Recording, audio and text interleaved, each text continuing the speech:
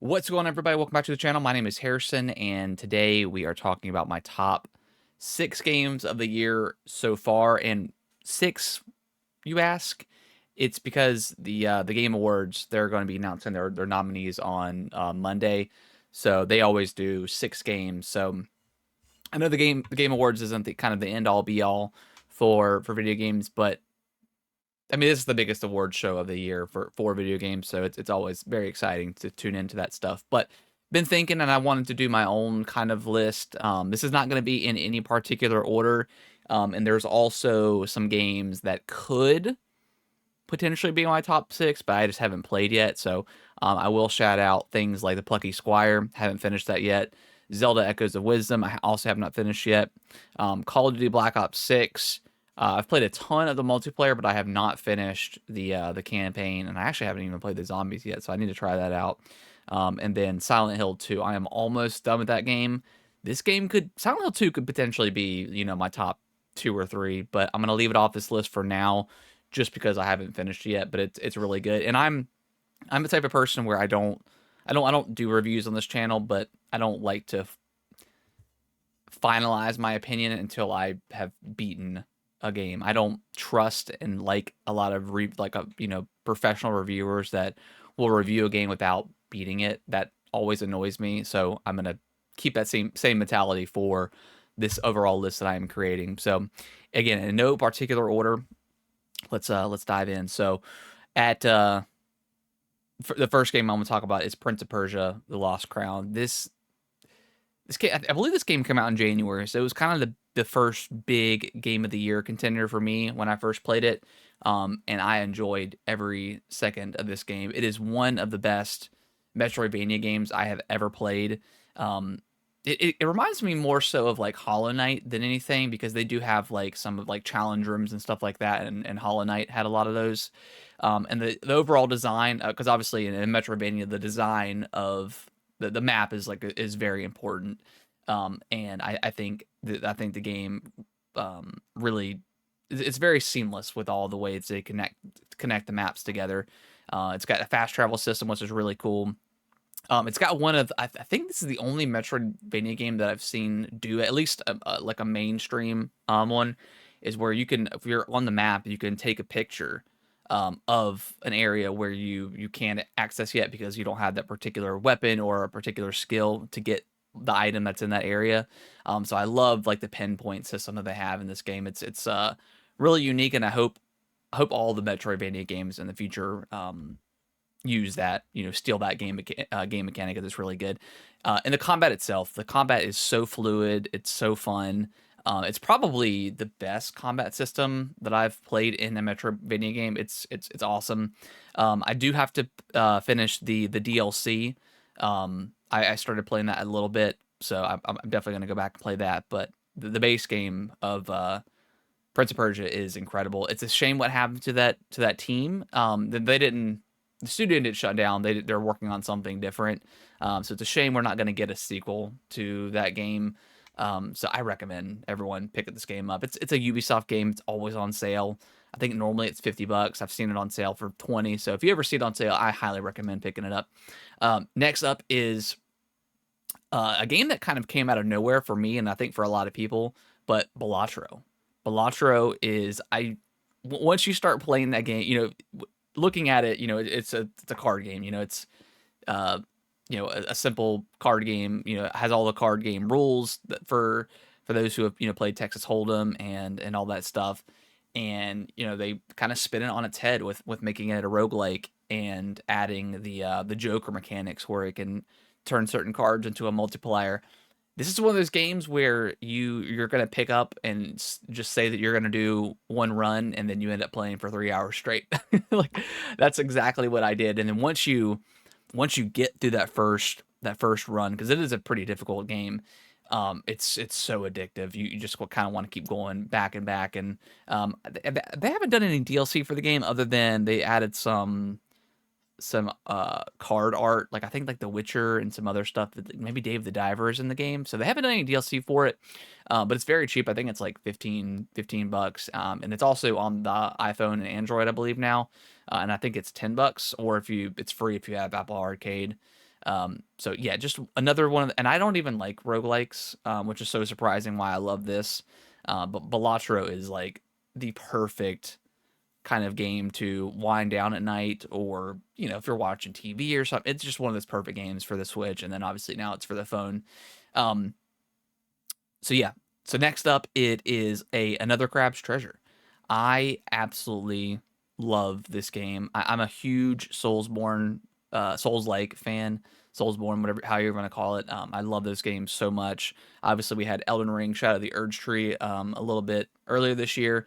Not gonna have that one in my game of the year list because although it is kind of a game itself, I kind of want to highlight some new stuff.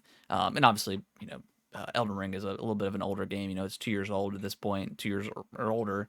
So I want to highlight some new stuff. And another Crab's Treasure is I think the perfect game to get people into a Souls-like game.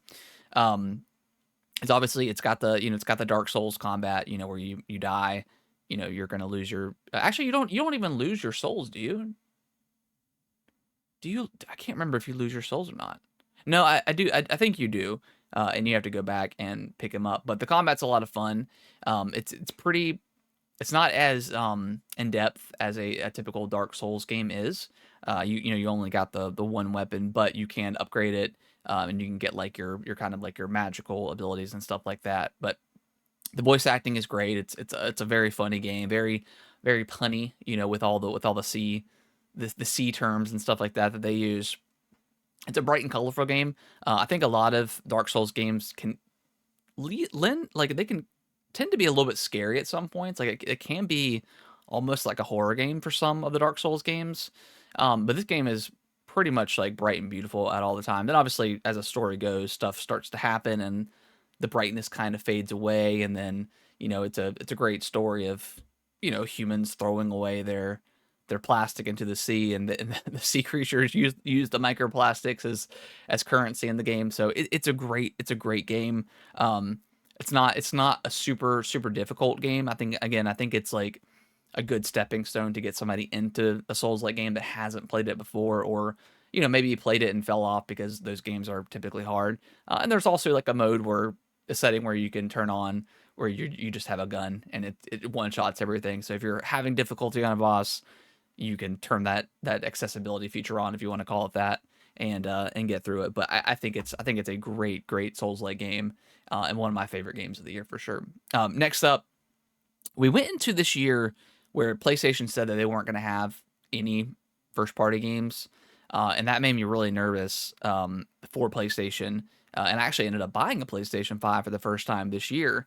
And PlayStation has killed it with some of their exclusive third party stuff. So we're going to talk about Stellar Blade.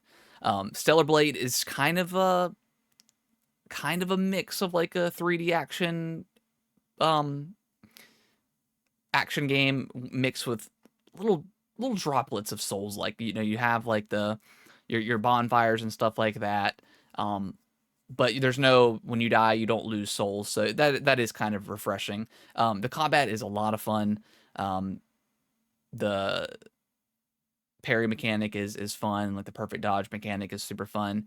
Over the top action stuff like that. It's really one of those great. It's one of those great games. I know this game had a little bit of controversy going into it, as did another game that I'm going to talk about here in a second. But this is one of my favorite games. I absolutely loved this game so much. I loved exploring the environments. Again, the combat was great. All the boss fights were great. Story wise, it was very you could see it coming kind of a mile away. It wasn't the greatest story in the world. Um, but the again, just exploring and the combat definitely made up for it, in my opinion. Graphically, it looks great.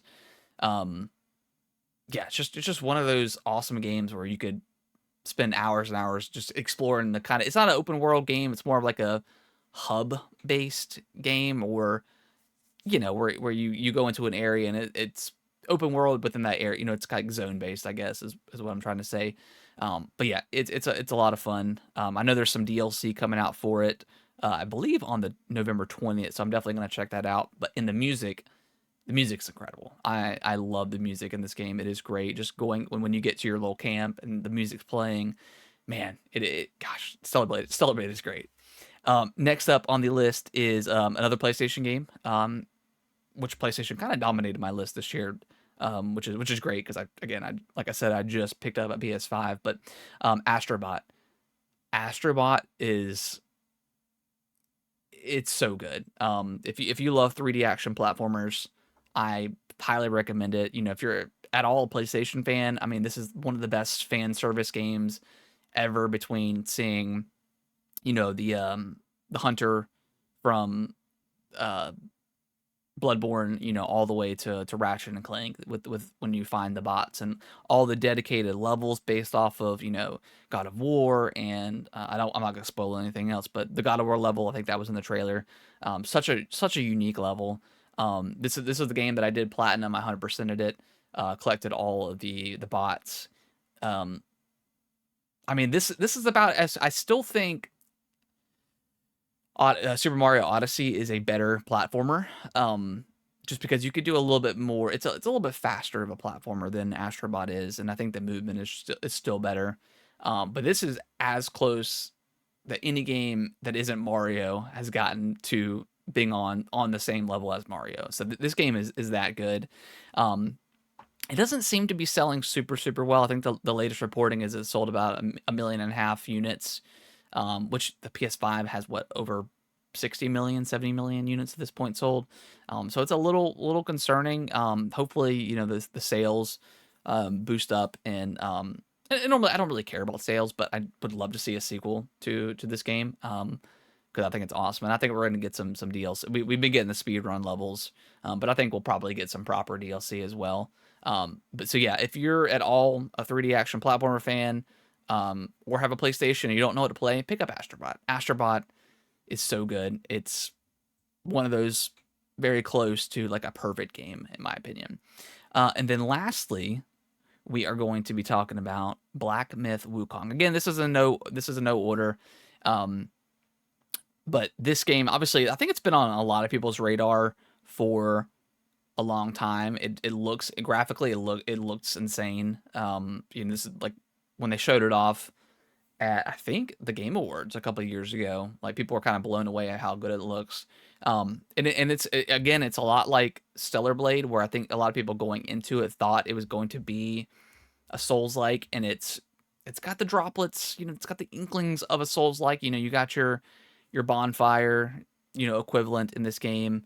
But you don't lose your, kind of just like Stellar Blade, you don't lose your souls going into when you die in this game, which is nice because you'll probably die a lot because this game is pretty difficult. But the combat is very it's pretty deep. It's got the skill tree that you can do with the different stances. And a lot like Stellar Blade and another Crab's Treasure, you're not changing your base weapon, but you can obviously upgrade it. And all the different, the movement is very good. One of those games where you have to play it in, you have to play it in, oh gosh, having a brain fart, but you can't play it in you have to play it in performance mode. Is what I'm trying to say. You can't play it in fidelity mode because this game runs like garbage in fidelity mode, which kind of stinks because the game is stunning. But obviously, frame rate over graphics is, I think, most people's preference these days. So, but yeah, Black Myth is, man, it could potentially be my game of the year. We'll see. I'm still trying to think. Again, I still have other games that I've got to finish, but this game is one of the best games of the year. I think if people are turned off by Souls-like games, I would say give it a chance. I know it's getting ready to come out on physical next month, so I think a lot of people are probably going to pick that up because a lot of people still prefer physical. But this game is awesome.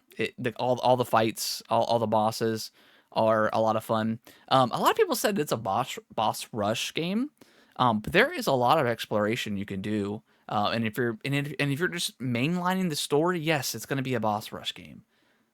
Same thing with kind of like Dark Souls game where, you know, if you're just going through, if you're not exploring and finding secret bosses or doing side missions, because there are side quests in the game, if you're just doing that, yeah, you're going to get through it very quick and you're going to go boss to boss to boss. But if you're actually exploring, I think you'll get a lot out of it.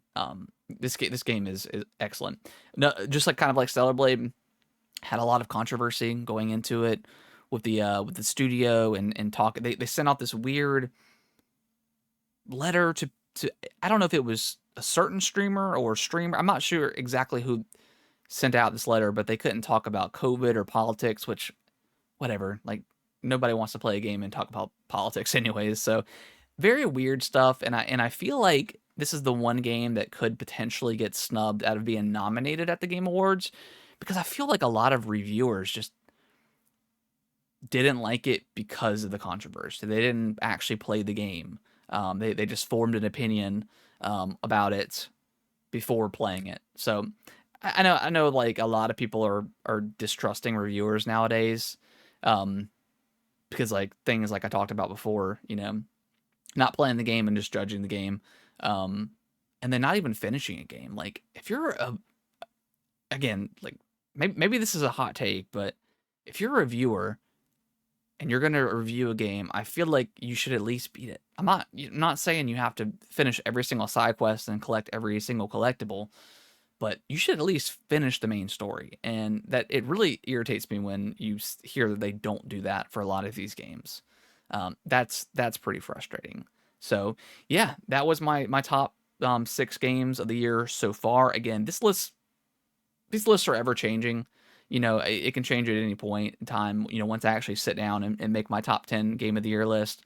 Again, Call of Duty, Silent Hill 2, and some others I've still got to finish. There's been a lot of good games this year. A lot of great games. Obviously, these 6 are my favorite, and I would highly recommend them. I also think they're pretty unique games in themselves. So yeah, hopefully you guys liked this list. Do you agree with it? What is your top 6 favorite games of the year so far?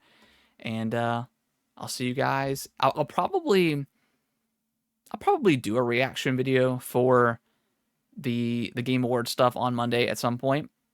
Just to see if I agree with them, to see if maybe Black Myth gets snubbed as a nomination.